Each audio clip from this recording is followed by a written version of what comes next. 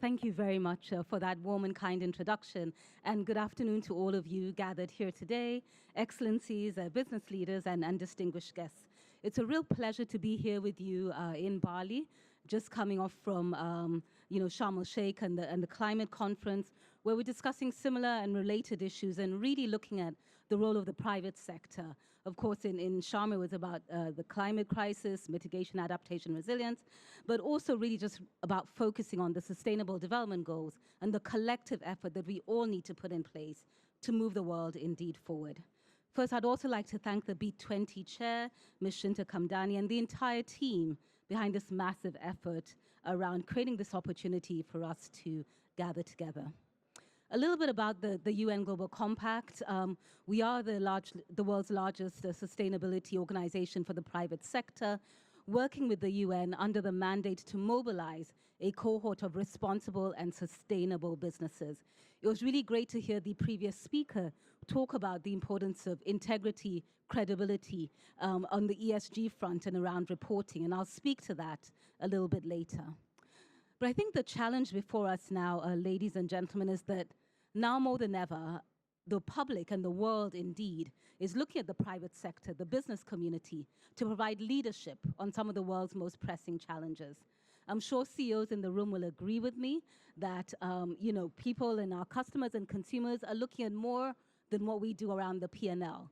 They want business leaders to stand up and take a stand on the climate crisis, on injustice, on the many things that we see going on in the world today.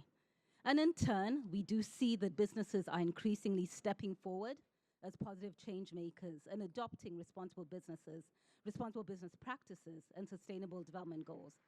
But I dare say, and as we see now in the state of the world, we have a lot more to do collectively and individually to get to the scale and the scope of not only financing, but certainly projects and project implementation for the critical transitions that we need in energy, in climate, in finance, in agricultural systems, and certainly in social justice. So the B20 provides a very critical platform for businesses to develop and provide policy recommendations to G20 governments and help chart a path forward that benefits all sectors of society. At this point in time in the world, I'm sure we all feel the tension, the fracture, the need for solidarity, the need for trust around the table. And as I reflect on that, the Balinese culture of balance provides a very important example of the interconnected relationships that we must build. To remind ourselves, rather than thinking that we must make a trade-off between economic growth and sustainability, we have to continue to remain focused on the fact that we cannot have one without the other. In the same way, we can't trade off short-term gains for long-term gains. We can't trade off people for profits. We certainly cannot trade off planet for profits. But these are sometimes not always very simple decisions. I'm sure you've all seen recently the debates around the ESG framework and the fact that there are those who call for it to be separated. You may have also seen the headlines around the 1.5-degree trajectory and calls that perhaps because we may not make it, we should abandon it. But the point is, why not set targets? Why not be ambitious?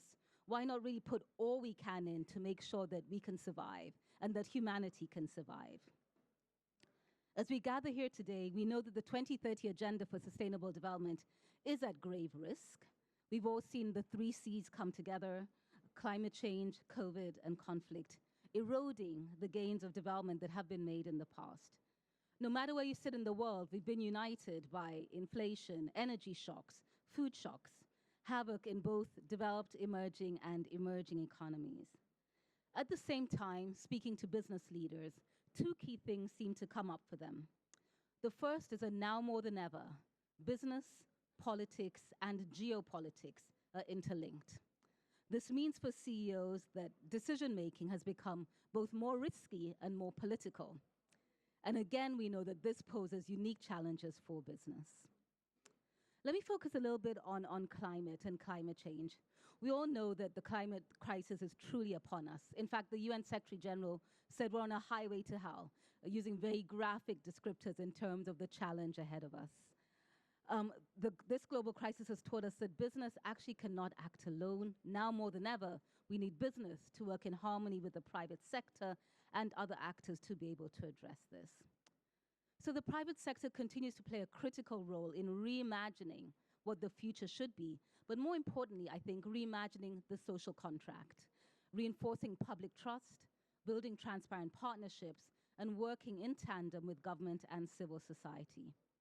Anyone who was in the plenary session earlier heard Jeff Sachs speak about the fact that one of the biggest challenges to raising the financing that we need to raise is that rich countries can continue to borrow and sustain themselves, whereas poor countries cannot. What must we do to be able to bridge that gap, more importantly? The United Nations has estimated that the world will need to spend between $3 to $5 trillion annually to meet the SDGs by 2030. Now, it may sound like an incredible figure, but we all know that there is enough capital to go around.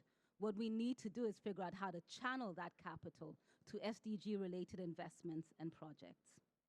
At the company level, companies also need to look at their own credibility in terms of how they budget and allocate and use their resources, focused again on the SDGs, corporate-wide accountability, and increasing trust amongst all the players in the social contract. I want to talk a little bit about the blue economy and Ocean 20, which is also a key part of this forum. The blue economy, as we know, will sustain and promote the sustainable use of ocean resources for economic growth. The ocean is also becoming an integral part of the adaptation and resilience debate as we go along. Opportunities for business in the blue economy are as vast as the ocean itself, looking at sustainable seafood products, decarbonized shipping, offshore renewable energy, and nature-based climate solutions. There's a number of coalitions, one under the Global Compact, our Ocean Stewardship Coalition, that brings together governments, businesses, leaders, scientists, and civil society. By encouraging business leaders to be change makers even in the ocean sector, we want to bring a private sector voice to these otherwise UN processes. It is this type of multi-stakeholder collaboration that advances business success alongside sustainable development. But dear friends, as we've discussed today, the situation is indeed dire, but we are seeing good news and good progress amongst the private sector. In a recent survey of UN Global Compact participants, about 51% of CEOs reported that they were aligning their core business strategies with the SDGs, up from 39% 2 years ago. Almost half of the CEOs are investing in renewable energy resources and transitioning to circular business models.